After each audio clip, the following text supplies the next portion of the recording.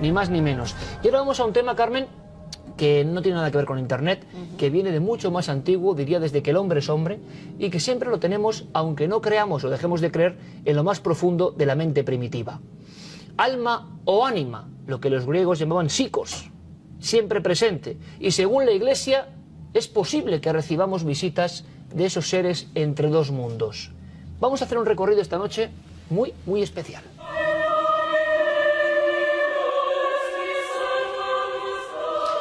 Una noche, hace ya algunos años, un viejo colega de profesión me confesaba una historia con cierto rubor. Le costaba desvelar su secreto, quizá porque era un hombre científico, pragmático y desde luego no creía en habladurías y mucho menos en fantasmas. Todo ocurrió en una vieja corredoira, junto a un cruceiro donde había algo parecido a esto. Un peto de ánimas. Por las tierras gallegas, leonesas o zamoranas es muy fácil encontrarse con ellos. Son como el recuerdo en piedra de una cultura popular que ya casi ha desaparecido. Solo nos quedan estas caras vacías, estos ojos huecos, este testimonio de lo que fue el temor y la veneración al mismo tiempo a los que estaban en el tercer estado. Ni cielo ni infierno.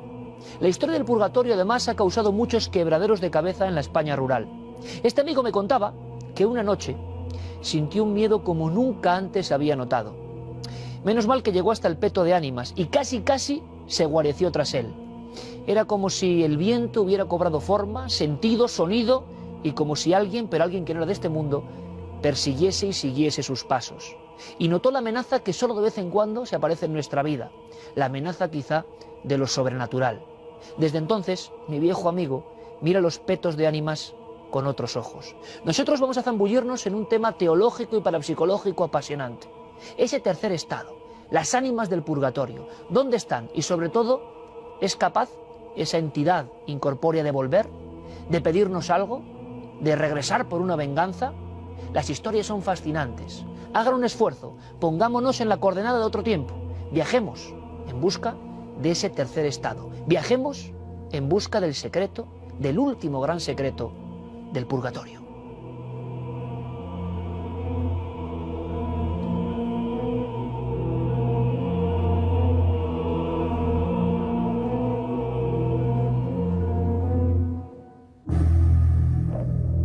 Hay seres humanos que cuando mueren generan la duda en el mismísimo Dios. Sus almas no son lo suficientemente puras para el encuentro con el Creador, ni están tan mancilladas con pecados como para condenarlos eternamente. Su deber es cumplir penitencia en tierra de nadie, en otra dimensión donde reinan el fuego y las sombras.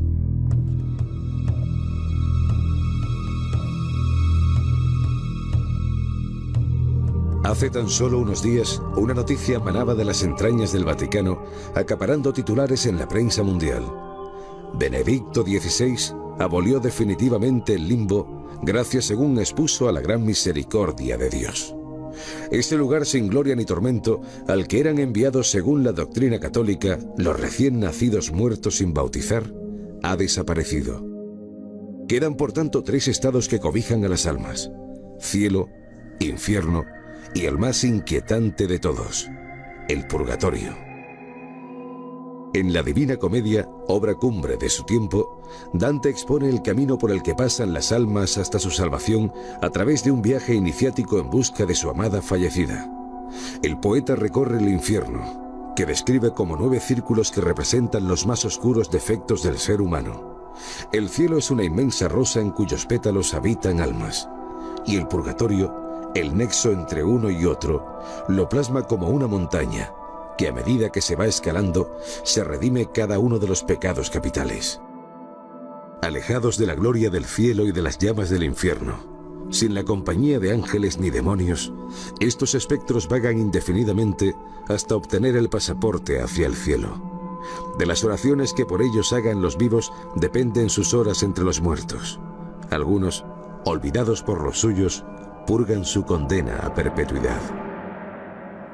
Esas sombras de lo que un día fueron hombres deambulan por el inframundo arrastrando 2 castigos: no poder ver a Dios y calcinarse en un fuego purificador que les limpia el alma.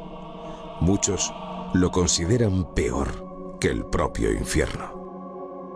El purgatorio genera respeto y temor entre los creyentes. Muchos hablan de apariciones espectrales que recorren bosques y caminos llamando la atención de los vivos. Las tierras gallegas están salpicadas de los llamados petos de ánimas, monumentos religiosos ante los que los creyentes rezan y dan limosna, buscando así su futura salvación y la de alguno de los espectros que moran en esa otra dimensión. Según afirma la teología, no todas las almas que se arrastran por el purgatorio poseen el mismo grado de pureza. Unas se hallan a tan solo unos rezos del perdón. Otras, en cambio, son semidemonios que no han ido a parar al infierno merced a alguna súplica o gracia de última hora. Muchos de los vivos poseen el don de ver a esos espectros, presenciar su sufrimiento, su desconcierto y, en muchos casos, su maldad.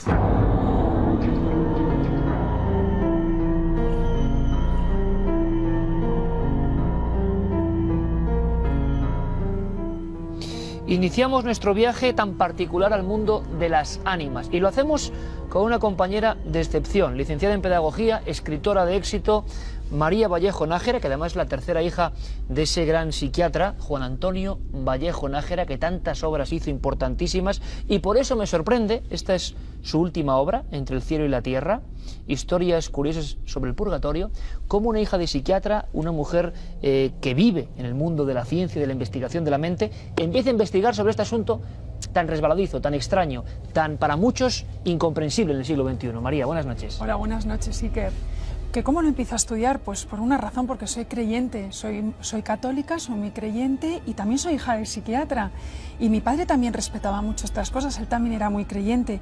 Y la curiosidad me tiró hacia este tema, que es un tema absolutamente fascinante. También lo he estudiado desde el punto de la mente, lo he hablado con varios psiquiatras y lo que nos tenemos que fiar para hablar de este tema es de la Iglesia Católica. Y por eso estoy aquí, para contaros lo que he averiguado. Hay mucha polémica y muchos amigos nos han escrito sobre limbo, purgatorio, cambios importantes en ese mapa del más allá. Mucha gente cree, María, que lo que se ha eliminado de un plumazo también es el purgatorio. ¿No es así? No es cierto, no. Nunca se ha eliminado el limbo porque nunca se aceptó. Era simplemente una opinión un poco generalizada dentro de la Iglesia. Pero es que el purgatorio es dogma de fe. Esta fue la primera sorpresa con la que yo me encontré. Es decir, que toda persona bautizada católica debería de creérselo a pies juntillas, diciéndolo así coloquialmente. Es una realidad tremenda dentro del catolicismo, hasta el punto que se considera un tercio del cuerpo de Cristo. El cuerpo de Cristo, los católicos creemos que está formado por tres partes: el cuerpo militante, que somos nosotros, los vivos; el cuerpo triunfante, que son los santos, los que ya han muerto y han llegado al cielo; y el cuerpo purgante, que es el purgatorio. Imaginaros cómo no lo pueden eliminar si es que forma parte del cuerpo de Cristo. Bueno, pues nosotros ahora, con la visión de la investigación, vamos a dar una pequeña sorpresa. Los tres y nuestro compañero Javier Sierra la conocen muy bien. Una pequeña iglesia, Sacro Cuore del Suffragio, ¿no? Efectivamente. En Roma, una iglesia muy peculiar, que luego María nos va a contar algunas anécdotas. Una iglesia extraña, vamos a llamarlo así, porque es así. Y nosotros, como decimos, con nuestra pequeña cámara en mano, nos metimos en la zona de la sacristía. Desde luego, el chivatazo había correspondido a María Vallejo Nájera y también a la labor de una gran amiga, Paloma Gómez Borrero. Y caramba, era verdad. Allí, un poco escondido, en una iglesia de muy poca afluencia, había un museo de las ánimas. Y esto ya nos interesa como investigadores. Es decir, la Iglesia ha ido recopilando muestras físicas de la presencia de estas entidades. Lo sorprendente, María, bueno, era ver toda esa serie de pruebas sin tampoco ningún tipo de, vamos a decirlo así, turismo, solitarias, un poco abandonadas, ¿verdad? Y las marcas principales de las supuestas ánimas eran como marcas de fuego, como manos, dedos, desde el siglo XVI-XVII. Imagino que te quedaste tan sorprendida como nosotros, ¿no? Me quedé sorprendidísima. Y la verdad es que ya llevaba bastante tiempo estudiando esto de las ánimas. Me ha llevado un trabajo de 5 años recopilar toda la información, entonces me sorprendí a pesar de ello, porque es que es increíble. Este pequeño museo fue creado por un sacerdote a finales de 1800, me parece, efectivamente, un sacerdote que tenía una gran devoción por las almas del purgatorio, y la Iglesia, el Vaticano, le permitió ir recopilando estos pequeños trofeos, entre comillas, que son físicos, es decir, cada pieza corresponde a una aparición de un alma del purgatorio que ha aparecido a otra persona, generalmente envuelta en llamas, y ha tocado un libro, o ha tocado un gorro de dormir, o ha tocado un hábito de una monja, y se ha quedado impresa esa quemadura. Quizá la pieza más impresionante de todas es la primera, que corresponde al número 1, que ocurrió de la siguiente manera. Estaban en esa iglesia celebrando misa, y delante de todos los feligreses que habían acudido vieron cómo se incendiaba en una esquinita aire. Es que parecía como nadie entendía qué era lo que estaba ardiendo. Dieron la voz de alarma, fueron corriendo por cubos de agua, pero antes de echar el agua, esa imagen llena de fuego desapareció. Y cuando desaparecieron las llamas, vieron que una figura humana se había marcado perfectamente en el mármol del fondo de la iglesia. Y está en ese pequeño museo, ¿no? Y ese acontecimiento que ocurre allí hacen que allí precisamente se vaya generando durante muchas décadas ese museo insólito. Esa es, digamos, la pieza principal que despierta la curiosidad de este sacerdote. Dice, yo tengo que recopilar pequeños trozos de tela, algo que demuestre que ha habido una quemadura de un alma del purgatorio. Carmen, y ese sacerdote se pone a investigar, díganme que esto no es de novela, pero es real, ahí estábamos grabando esto, y se pone a recopilar un investigador de la iglesia, un sacerdote convencido de que hay pruebas de la interacción de las ánimas en nuestro mundo físico. Y claro, yo le daba vueltas, y la representación artística, hemos visto imágenes realmente preciosas, he encontrado nuestro compañero Gerardo Peláez de una antiquísima versión cinematográfica de la Divina Comedia de Dante, y claro, es que las ánimas estaban envueltas en llamas. Entonces se suponía que, claro, la marca tenía que ser de fuego, con lo cual a las personas que lo sufrían tenía que ser realmente algo pavoroso. Y empiezan a surgir elementos como el que antes hablábamos, que tienes ahí, que es todo un clásico, esa reproducción sería el tipo, ¿no? El tipo de esas marcas candentes. Investigación de la Iglesia en la, vamos a decirlo así, en la congregación del Sacro Cuore del Sufragio. Sí, esta pertenecería al convento de San Francisco en Todi. La hermana Clarisa, Isabella Fornari, dice que cree que son las manos del padre Mancini. Se queda en esta impronta en la mesa. Esto es una mesa de madera que la iglesia además le dice que por favor que recorte el trozo precisamente para que estuviera después en este museo, y en otras 2 telas queda esa impronta del padre Mancini. Pero fíjate, Iker, ya desde mucho antes hay tratados de parapsicología, de ocultismo y de demonología en los que se habla de manos incandescentes. Se les llama así porque son improntas que dejan las almas del purgatorio en algunas ocasiones, pero en otras las dejan figuras demoníacas que vienen a buscar algo. Ojo, hablamos siempre, ahora mismo, desde la perspectiva de la teología, es decir, sí, no de la investigación, sino de la teología, y lo observamos con mucha curiosidad. Libros, yo tengo algunos de mi biblioteca particular, en los que se recogen esos tratados con el demonio, en los que algunos de los pactos demoníacos vienen firmados con esta mano negra. O sea, son cosas entre el cielo y el infierno. Como muy bien dice María en su libro, en este caso entre el cielo y la tierra. Siempre ha estado entre 2 mundos, como las almas del purgatorio. Entre lo que es bueno, las almas que vienen a pedir rezos, y lo que es malo, el demonio que viene a avisarnos de que su figura está ahí, que hemos hecho un pacto con él y que tarde o temprano deberemos pagarlo. Claro, ahora muchos amigos de Cuarto Milenio dirán, bueno, le estoy dando un enfoque desde el punto de vista de la creencia cristiana, católica, pero yo me digo, hay muchas personas, incluso completamente descreídas, que han sufrido este tipo de apariciones. Muchísimas, que te han escrito, que has ido investigando, gente que no creía en nada y que han vivido el mismo fenómeno. Efectivamente. Uno de los casos, lo comento en el libro, es el de un cirujano. Yo aposta he escogido personas de la alta sociedad, no por grupo social, sino por formación. Entonces son todos arquitectos, abogados, hay un gran economista. Bueno, pues el que yo llamo cirujano tiene otra profesión, es un hombre muy conocido en su profesión, y él es una persona descreída. Él es bautizado católico, pero es muy tibio y nunca le ha interesado el tema de la iglesia, ni siquiera acude a misa.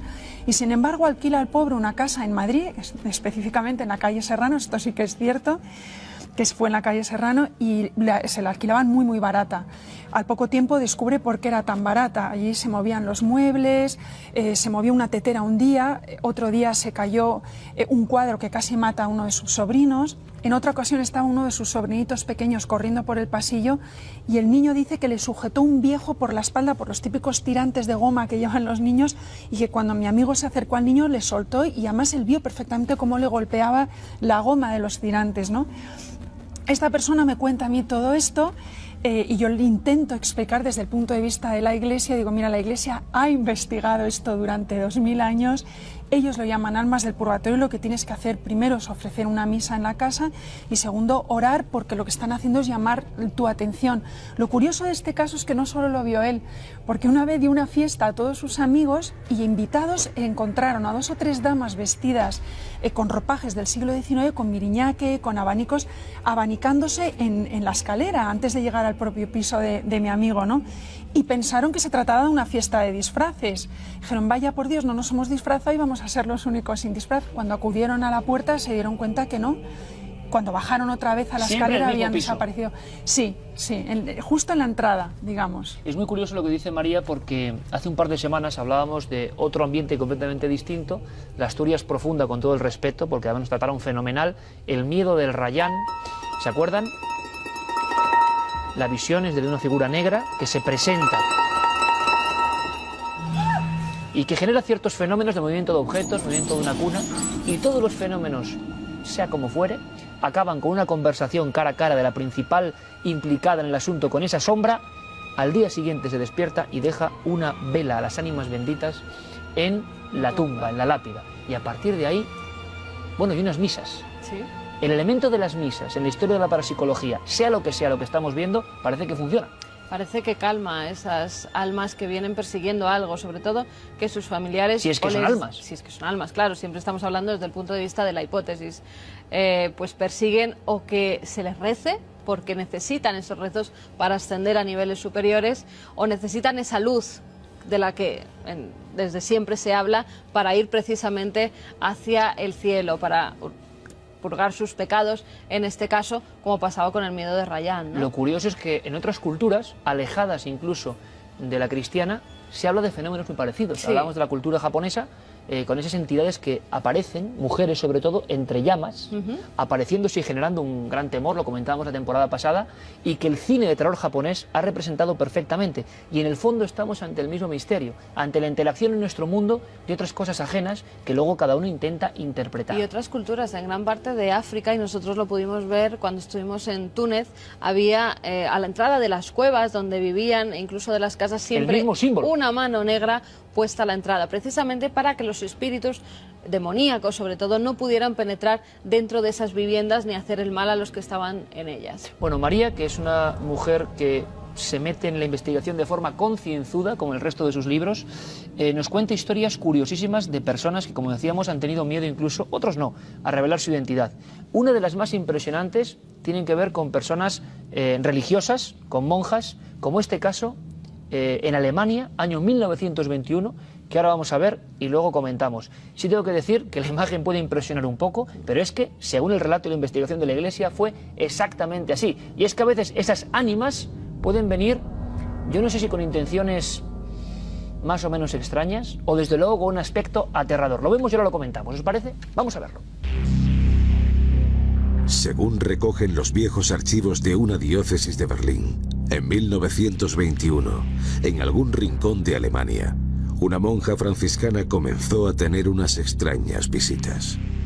Una noche en su celda, mientras se disponía a dar por finalizado el día, una mujer apareció de la nada. Una mujer muy diferente a cualquier otra. La religiosa, atemorizada, comenzó a rezar por ese ser a mitad de camino entre humano y fantasma. Cuando alzó la vista del rosario, vio sorprendida cómo el grueso clavo se iba aflojando y unos agónicos murmullos comenzaban a brotar de la boca del espectro. Noche tras noche, la mujer regresaba y los rezos de la monja destornillaban esa inhumana mordaza. Hasta que un día cayó al suelo liberando por fin la voz del ánima y su alma. En vida había pecado, calumniado y difamado. Las oraciones de la franciscana la libraron del purgatorio, mostrándole la luz divina.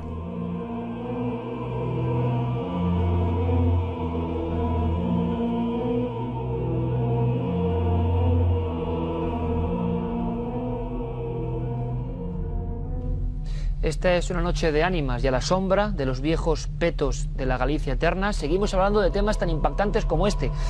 Investigaciones en su día oficiales de la Iglesia sobre casos de religiosas que tenían este tipo de visiones. ¿Fue así, María, exactamente? Efectivamente, fue así. Esta mujer es una mujer anónima, en su diario no dicen quién es porque así lo prefirió su director espiritual, los documentos están ahí y lo que lo obligaron a escribir fue su diario. Ella no vivió estas experiencias toda su vida religiosa, solo fueron de 1921 a 1928 y luego estuvo muy agradecida de que cesaran porque ella sufrió muchísimo. En el caso del clavo, que lo hemos visto, tengo que decir que cuando consiguió hablar, este espectro le dijo: estoy aquí porque he cometido un grave pecado que a Dios no le ha gustado nada, que ha sido el don de la calumnia, esa facilidad que tenemos a veces las mujeres de criticar al vecino, pues en esta mujer tenía forma de calumnia. Y Dios le dejó ver en su juicio final... Bueno, mujeres y hombres, María? Bueno, le dejó ver en su juicio final todo el daño que había hecho con esas calumnias. Por eso se representa ese alma con el pecado que ha cometido más, y por eso tiene ese clavo, ¿no? Es muy impresionante, a mí es de los casos que más me ha impresionado. Además, hay una cosa muy curiosa, y es que lo veíamos en esa vieja película de la Divina Comedia, en descripciones antiquísimas, y también lo vemos en muchos de los casos de la parapsicología. De lo puramente parapsicológico, incluso sin ningún tipo de sesgo de creencia. Muchos hablan de la aparición de figuras que no están enteras, figuras que no tienen manos. Recordábamos el caso del monje de Lepierure hace bien poco, ese monje que llega a ser fotografiado aparentemente. Muchas visiones, yo diría que 8 de cada 10, quien ve una figura no tiene pies, no tiene manos, le falta algo, y en esa vieja película ya se ve las ánimas del purgatorio, la recreación teológica, les falta un brazo, les faltan 2 brazos, va con la cabeza. Este tipo de seres imperfectos son una constante, ¿no, María? Aparecen en muchos casos, incluso yo he leído, lo que no recuerdo si fue en este tratado o en otro, que decía que las almas cuando se aparecían sin manos, y la vidente le decía: ¿pero cómo vienes así? Le decía: es que yo robé, era ladrón. Entonces Dios permite que se le vea sin manos, las manos no han servido nada más que para maldad, con lo cual en el purgatorio no hay manos, ¿no? Lo curioso en ese... Bueno, primero, cuéntame, María, vamos a saber qué es esto de aquí, por ejemplo, ahora, Carmen. Este delantal. Pero vean un poco la sensación, y en Roma, en plena noche, yo sinceramente no os voy a engañar, yo es que estaba pensando en la película La Profecía, que ocurre en Roma de noche, todo ese ambiente, un capitel con las ánimas del purgatorio abrasándose esa noche, y esa iglesia que siempre estaba cerrada, y donde no había casi nadie. Y cuando entramos, la misa, solo 2 feligresas, el cura, no sé. Es una iglesia rara, hay que decirlo. Es curiosa, Iker. A mí me costó muchísimo entrar, siempre que iba estaba cerrada, no tenía muchos días, me había escapado solo para ver la iglesia, y al final me presenté un día prontísimo, hasta que la abrieron me colé, y efectivamente una misa muy corta se estaba celebrando, 4 viejecitas, me llegaban todas por el ombligo, eran muy mayores, yo soy muy alta. Y se fueron, y yo dije: ¿y dónde está el museo? ¿Realmente dónde está? Me costó encontrarlo, perseguí como pude al sacristán, y me metió, es un cuartito, tú lo has explicado, muy pequeño, donde están todas estas piezas. A mí también me dio un poco de miedo y sentí un par de escalofríos por el cogote. En la zona, sí, según nos comentabas también, María, habían ocurrido extraños incendios. Esto todo lo he descubierto hace muy poco tiempo. Una iglesia con mala suerte. Sí, lo he descubierto hace muy poco tiempo, estaba ya el libro publicado, por eso no lo incluí. Es una persona que vive en Roma, es española, casada con un príncipe de estos romanos, conoce muy bien la tradición romana, y me contó que de sus amigos nadie quiere ir a esa iglesia porque tiene muy mala fama, se ha quemado en varias ocasiones en siglos pasados. Hay una leyenda de que había habido una muerte de pues me parece que era un sacerdote que murió en extrañas circunstancias, que le asesinó un mendigo. En fin, corren todo tipo de rumores. El caso es que yo estaba ahí, a mí me dio un poquito de miedo, había muy poca gente, y el purgatorio se explica de una manera un poco extraña, pero ahí está. Ahí está, con piezas extrañísimas, con piezas muy raras, un lugar único en el mundo que, como digo, grabadora en mano, hemos querido dar a conocer a todos ustedes. Y hay piezas que hemos reproducido, nuestro equipo de atletistas ha reproducido magníficamente, pues esa cosa que yo no sé qué es, veo de nuevo la mano negra. ¿Qué es? ¿Cuál es la historia? Es un mandil con una impronta. Se cree que esta impronta es de la religiosa Clara Sluders, que falleció a causa de la peste negra, y que dejaba su impronta en algunas de las telas, como vemos, incluso debajo. Podemos ver que hay otro trozo donde están las 2 manos. Esto ocurre en octubre de 1696 sobre el mandil de Sor María Herendorps. y desde entonces se ha quedado ahí marcado. Y que parecen además como si viéramos la sábana santa, que parece como un poco quemado y se ha quedado toda esa figura, pues en este caso es igual, lo que pasa que más marcadas en negro, como si estuvieran carbonizadas. Son como imágenes de otro tiempo que regresan y que a veces son absolutamente rotundas, reales, están ahí. Lo asombroso es cuando hay una comunicación, cuando realmente hay un mensaje, que esto sí que nos suena, nos puede parecer un poco lejano, ¿no, María? Esto ocurre mucho. Desde luego, los casos que yo he estudiado, en el caso del capítulo de Julieta, esta chiquita que también ve las almas del purgatorio desde niña, la hablan, la cuentan cosas, ella a veces descubre... Desde niña, es desde un elemento niña. Muy curioso. Sí, ella se dio cuenta por primera vez que no era una niña normal cuando la llevan por primera vez al cementerio. Se muere la abuelita del pueblo, estas chiquitas de Colombia, vivía en un pueblito de Colombia, ahora vive en Madrid. Y la llevan y dice que se sorprendió muchísimo porque vio todo el cementerio lleno de gente.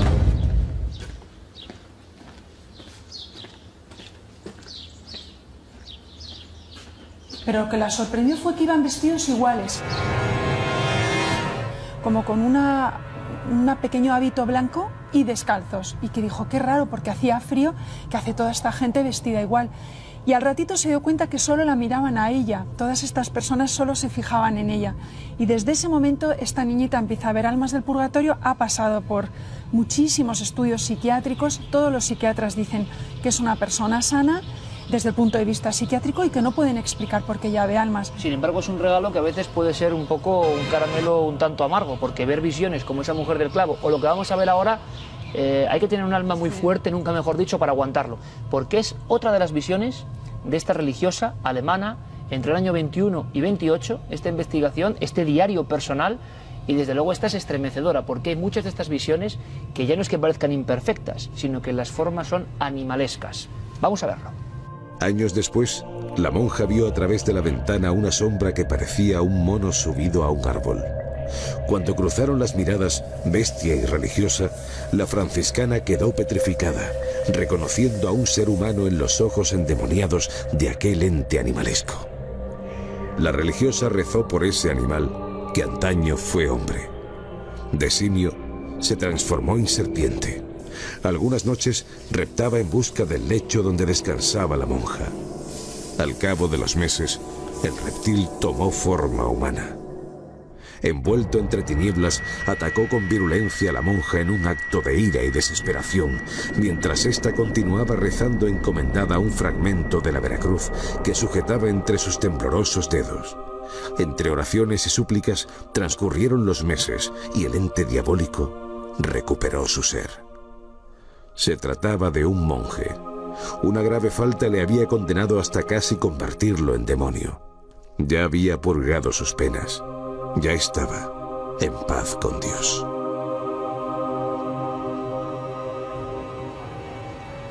En algunos de los grabados de la Divina Comedia del gran ilustrador antiguo Gustavo Doré veíamos alguna mujer tumbada hacia atrás, y ya que hemos tenido arañas hoy por aquí, con patas de araña.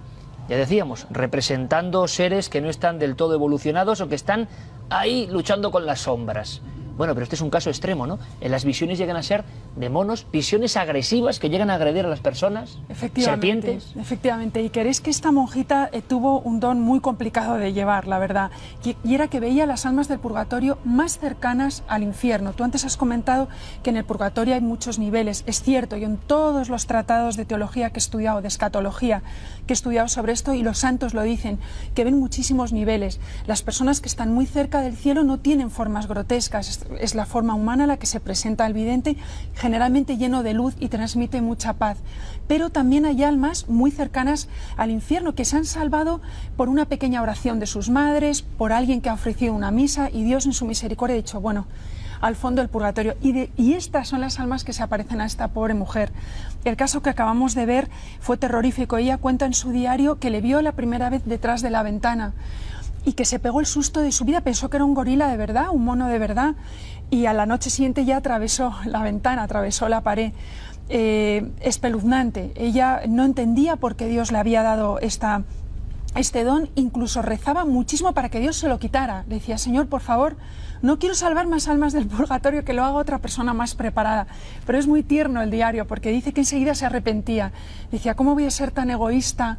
Si Dios me ha dado este don de orar por ellas, ¿cómo voy a rechazarlas? También es curioso, porque aunque no lo cuento en el libro, este mono lloraba mucho. Primero la intentaba dañar, pero ella se defendía con oraciones y sobre todo con agua bendita, con un trozo de la Vera Cruz que tenía en la mesilla.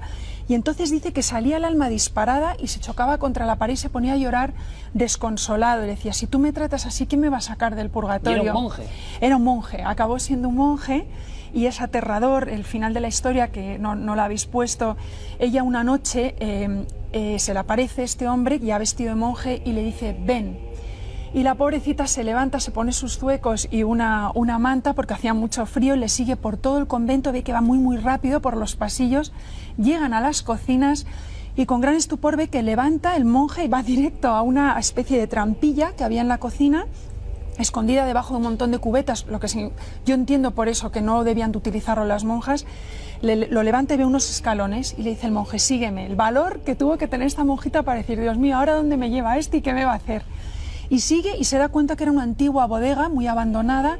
Dice que la salpicó el olor a podredumbre y a humedad, y que el monje se acercó a una esquina del suelo y señaló el suelo y pegó un grito ensordecedor, y en ese momento desapareció. Y ella dice, inmediatamente tuve el entendimiento, Dios me dio el entendimiento de saber qué pecado cometía, y el pecado lo cometía aquí. No pone qué pecado era, no lo podemos saber. Nos lo imaginamos. Yo me estoy acordando, Carmen, de una fotografía que no hemos podido resolver, fíjate. Y María hablaba de unos niños o figuras vestidas de blanco. Hemos recibido algunas fotos que Guillermo nunca pudo resolver de niñas vestidas de blanco, descalzas, corriendo en parajes invernales. Si no recuerdo mal, era en Irlanda.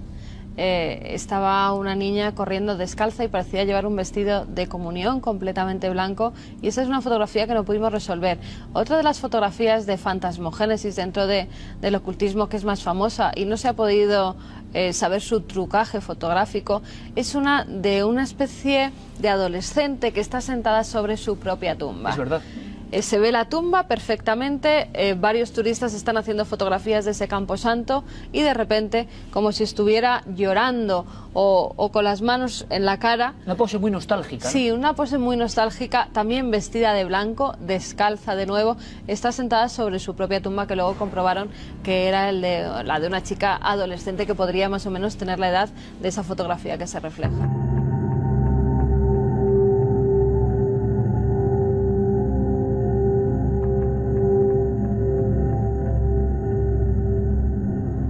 Para darnos esta visión absolutamente entretenida y también sobrecogedora, cientos de casos que siguen llegándola entre el cielo y la tierra, María Vallejo Nájera. Que ha sido un placer, que sigas investigando y que si hay nuevas pruebas, casos e historias, vengas aquí a contarlo. Ya sabes que yo me siento con vosotros como en casa, Iker. Igualmente, María, muchísimas gracias.